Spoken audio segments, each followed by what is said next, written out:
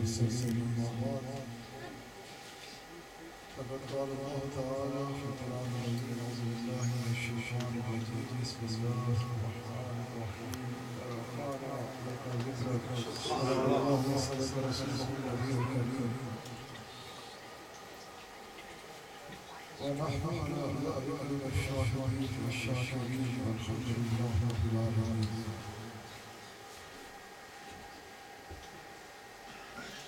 تمام تعریف اللہ وحدہ لا شریک له، اسی کی خاطر اسی کی سرستی ہے، اسی کے لیے لائق ہے، اس کے سوا کوئی بات کے لائق نہیں.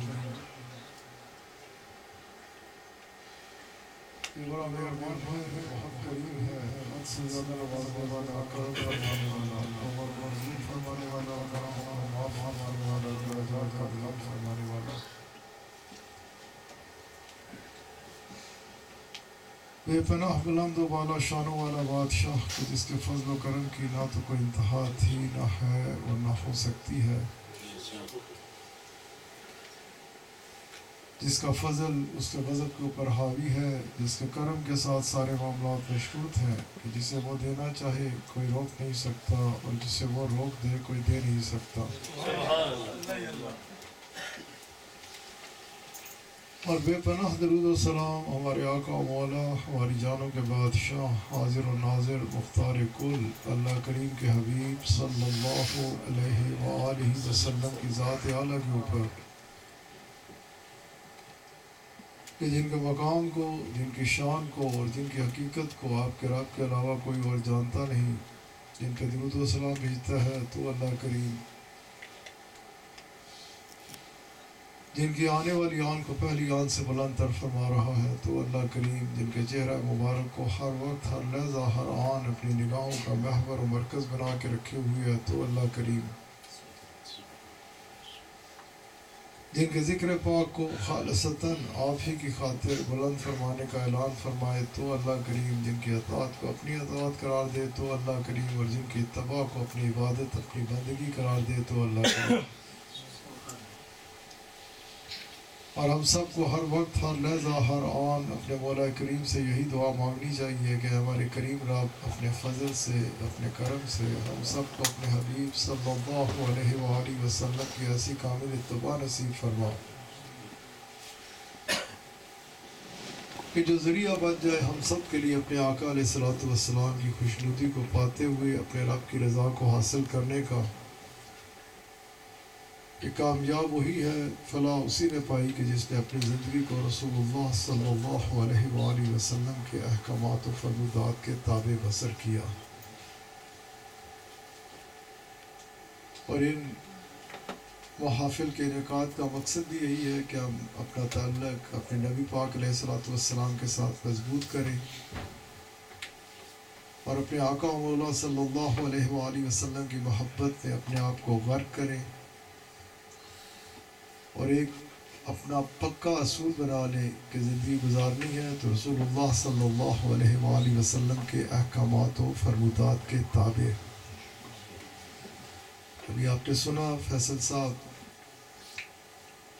خوبصورتی سے رسول اللہ صلی اللہ علیہ وآلہ وسلم کے احکامات و فرمودات کے بارے میں بتا رہے تھے. ہم نے نعتیں سنی، قبلہ شاہ صاحب کی نعت پاک سنی، قبلہ صاحب کہ اس سے، ان کے ذریعے سے ہمارے دلوں میں اپنے آقا علیہ الصلوۃ والسلام کی محبت اور مضبوط ہو اور ایسی مضبوط ہو کہ ہم اس محبت میں اس انداز سے اپنے آپ کو غرق کر دیں کہ ہر کام کریں تو رسول اللہ صلی اللہ علیہ وآلہ وسلم کے احکامات و فرمودات کے تابع کریں. 2-4 منٹ میں اس نوجوان نے بڑی خوبصورتی کے ساتھ ایک منظر ہمارے سامنے رکھا کہ دربار رسالت معاب صلی اللہ علیہ وآلہ وسلم لگا ہوا ہے. آپ صلی اللہ علیہ وآلہ وسلم بے پناہ شانوں کے ساتھ رونق افروز ہیں. سبحان اللہ. اور وفد مدینہ منورہ سے حاضر ہوا رسول اللہ صلی اللہ علیہ وآلہ وسلم کی خدمت میں اور عرض یہ کی کہ یا رسول اللہ صلی اللہ علیہ وآلہ وسلم کرم فرمائیے، احسان فرمائیے ہمارے اوپر ہمارے درمیان کوئی مبلغ بھیجیے جو مدینہ پاک میں ہمارے ساتھ جائیں اور آپ علیہ الصلوۃ والسلام کے خوبصورت ترین پیغام کو مدینہ منورہ میں پھیلائیں۔ رسول کریم شہنشاہ کل عالم صلی اللہ علیہ وآلہ وسلم آپ علیہ الصلوۃ والسلام رونق افروز ہیں، اور اس وقت یہ جو بات فرما رہے تھے آپ علیہ الصلوۃ والسلام نے دو نوجوانوں کو، ابھی بالکل نوجوان ہیں، آپ صلی اللہ علیہ وآلہ وسلم آپ نے انہیں حکم فرمایا کہ آپ چلے جائیں ان کے ساتھ اور مدینہ منورہ میں جا کر دین اسلام کی تبلیغ کیجیے۔ آپ صلی اللہ علیہ وآلہ وسلم کا حکم اسی وقت یہ ان کے ساتھ روانہ ہو گئے، مدینہ منورہ میں پہنچتے ہیں۔ ادھر یہ نہیں سوال کیا اپنے آقا علیہ الصلوۃ والسلام کے آگے کہ ہم نے کیا کرنا ہے، کیا طریقہ، کیونکہ انہیں یہ پتہ تھا کہ جنہوں نے حکم فرما دی ہے کام وہی کرنے والے ہیں، جو ہمیں بھیج رہے ہیں سارا کام تو انہوں نے ہی کرنا ہے، ہمارا کام تو صرف جانا ہے، باقی سارے معاملات انہوں نے، جب انہوں نے حکم فرما دیا جاؤ اور تبلیغ کرو، ہم نے جانا ہے اور ہم نے تبلیغ کرنی ہے۔ رسول اللہ صلی اللہ علیہ وآلہ وسلم آپ کی شان تو براء البراء ہے، بے پناہ بلند و بالا ہے۔ ہم اگر اس چیز کو پختگی سے سمجھ لینا کہ ہم نے اپنے آقا کے حکم پر عمل کرنا ہے تو ہر جگہ ہمارے لیے کامیابی ہے۔ آپ صلی اللہ علیہ وآلہ وسلم آپ کا بھیجنا تو آپ کا بھیجنا ہے، آپ تو بہت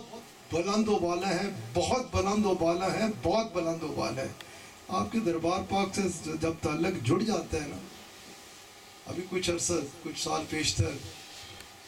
صوفی عبد الرحمن صاحب ان کا انتقال ہو گیا، وہ اکثر و بیشتر اپنا یہ واقعہ بیان کیا کرتے۔ اس وقت ہمارے بانی طریقت بابا جی صاحب رحمۃ اللہ علیہ رحمۃ اللہ علیہ رحمۃ اللہ علیہ، آپ کا قیام جامعہ مسجد روڈ پہ تھا،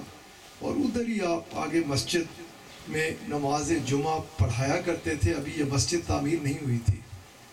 صوفی صاحب صحابے میں رہتے تھے، اور صوفی صاحب کہتے ہیں کہ میں اپنا کوشش کرتا کہ ہر جمعہ، حالانکہ وسائل بھی نہ ہوتے، کئی بار ایسا ہوا کہ آ گیا تو بابا جی صاحب رحمۃ اللہ علیہ کو پتہ ہوتا تھا، بابا جی صاحب رحمۃ اللہ علیہ اگر میں کسی سے پکڑ کے بھی کچھ آنوں کی بات کیا کرتے تھے، وہ یہ کرایہ لگتا تھا، ایک آدھ بس آتی جاتی تھی، کسی سے پکڑ کے بھی آ جاتا تو آگے کیا ہوتا کہ ہاں آپ کے پاس حاضر ہوتا، آپ کو میری خبر ہوتی، آپ مجھے وہ بھی دیتے کہ یہ جس سے لے کے آیا تھا اسے بھی دے دینا، اور جب میں جانے لگتا تو اگلے جمعے کا کرایہ بھی آپ مجھے دے کر بھیجا کرتے۔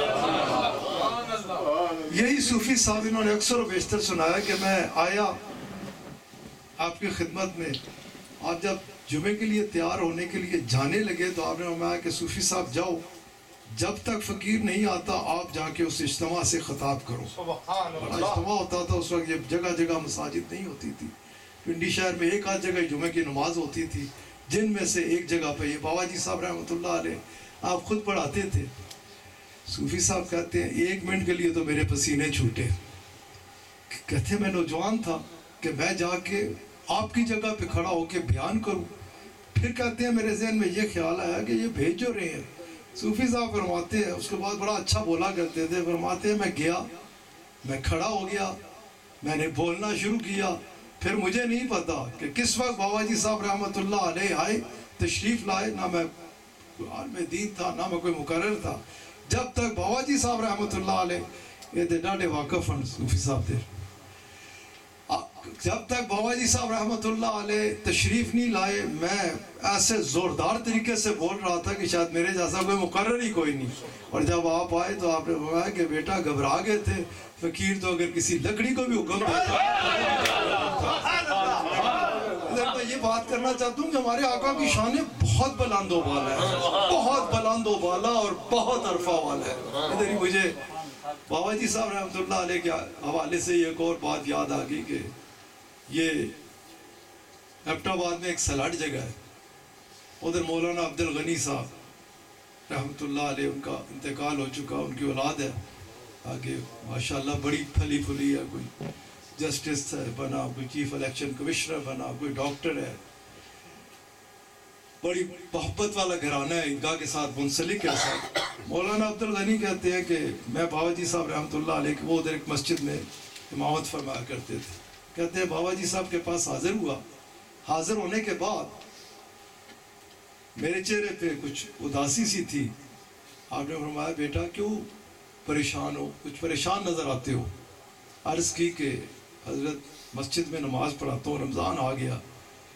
बड़ा दिल करता है काश मैंने भी हिफ्ज़ किया होता। और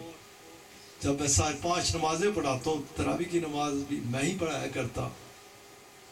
वो फरमाते हैं, ये इन्होंने ईदगाह के मैदान में खड़े होकर कई बार खुद बयान किया। कहते हैं, फरमाते हैं मुझे मेरे शेख ने फरमाया, मतलब बाबा जी साहब रहमतुल्लाह अलैह, इतनी सी बात पे परेशान हो गए। कहते हैं एक आध दिन था रमज़ान में, कहते हैं रात को पढ़ा करना, रात को एक रात पहले पढ़ा करना, फजर से पहले, इशा के बाद, फजर तक तैयारी करना, और मगर इशा नमाज अगले दिन इशा की नमाज पढ़ाने के बाद मंजिल सुनाया और मौलाना अब्दुल गनी फरमाते हैं मैं हाफिज नहीं था, लेकिन बाबा जी साहब रहमतुल्लाह अलैह ने हुक्म फरमाया, मैं रात को पढ़ा करता था और अगले दिन सुनाया करता था। और इस चीज़ की एक बार नाम नहीं लूँगा, दूसरे मसलक के उनके अमीर थे, वो फ़कीर के पास खुद ईदगाह में आए और उन्होंने अपने वालिद गिरामी के हवाले से ये बात की कि मेरे वालिद ने मुझे खुद ये बताया कि बाबा जी साहब रहमतुल्लाह अलैह जब कुरान करीम की तिलावत फरमाया करते, एक तो परिंदे वगैरह आके बैठ जाया करते, और अगर कोई तवज्जो से सुना करता तो उन्होंने कहा, ये एक गैर मसलक के अमीर उनके वालिद गिरामी ने मुझे खुद ईदगाह में सुनाया कि अगर तवज्जो से सुना करता ना बाबा जी साहब को तो उसे याद होता चला जाता। खैर मैं वापस वही बात करके बात ख़त्म करता हूँ कि जब ये शान है खिदमतगारों की, आप पढ़े तो मैं चाहे तो इशारों से अपने काया ही पलट दे, दुनिया की काया ही पलट दे, दुनिया की ये शान है खिदमत गारों की, ये शान है उनके गुलामों की, ये शान है खिदमत गारों की। सरकार का आलम क्या होगा जब उनके गदा पर देते हैं शान ज़माना की जोली, शान ज़माना की जोली, शान ज़माना की जोली। मोहताज का जब ये आलम है, मोहताज का जब ये आलम है, तो मुख्तार का आलम क्या होगा। मोहताज का जब ये, जब उनके गदा पर देते हैं शान ज़माना की जोली,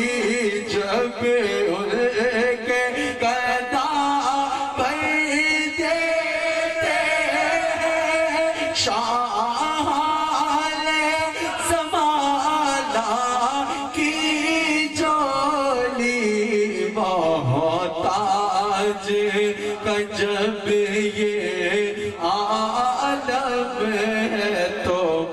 مختار کا عالم کیا ہوگا، مختار کا عالم کیا ہوگا، محتاج یہ شان ہے ان کے غلاموں کی، تو سرکار کا عالم کیا ہوگا۔ میں بات کر رہا تھا کہ آپ نے حکم فرما دیا، وہ پہنچنے کے بعد فرماتے ہیں کہ میں نے اپنے بھائی سے مشورہ کیا کہ آقا علیہ السلام نے بھیج دیا، اب ہم نے کام کر رہے ہیں، کیسے شروع کریں؟ کہتے ہیں ہم نے جب یہ کیا تو ہمیں تصور میں رسول اللہ صلی اللہ علیہ وآلہ وسلم نظر آئے کہ آپ فرما رہے ہیں بیٹھ جاؤ اور قرآن کریم پڑھنا شروع کرو۔ کہتے ہیں آقا علیہ السلام نے مکہ پاک ہوتے ہوئے ہماری ادھر رہنمائی فرمائی، اور کہتے ہیں جب حکم ہوا تو میں سے ایک نے پڑھنا شروع کر دیا، ہم پڑھتے جاتے، جو آتا جاتا قرآن پاک سنتا جاتا، ادھر سے ہٹتا، بعد میں کلمہ پاک پڑھتا جاتا۔ بات ہے کہ یہ اس وقت جو سردار تھے دو، اس وقت مدینہ منورہ میں ان تک بات پہنچی کہ کوئی لوگ آئے ہیں کسی دین کی تبلیغ کر رہے ہیں، جو ان کے پاس آ رہے ہیں وہ دارِ اسلام ان کے دین میں داخل ہوتا چلا جا رہا ہے۔ انہوں نے کہا کہ یہ کون ہے، کیسے ہے؟ وہ آئے، انہوں نے کہا کہ کیا کہ انہوں نے کہا سن لو کہ ہم کر کیا رہے ہیں۔ پہلے نے سنا اور وہ کہتے ہیں کہ مجھے اپنے پیر و مرشد یاد آئے کہ آپ بڑی خوبصورتی سے فرمایا کرتے تھے کہ رأیت نور الاسلام یتلالع فی جبینہ، کہ میں نے دیکھا کہ نور اسلام، کہتے ہیں وہ سردار جب میرے آگے بیٹھا میں نے پڑھنا شروع کیا تو میں نے اپنی آنکھوں سے دیکھا، غلام نے دیکھا کہ نور اسلام اس کی پیشانی کے اوپر جگمگا رہا ہے، اور کہتے ہیں وہ ادھر سے نہ اٹھے مگر دین اسلام اختیار کر کے دو غلام آپ نے بھیجے، شام نہ ہوئی تھی، سارا مدینہ منورہ کلمہ طیبہ سے گونج رہا تھا، اللہ اللہ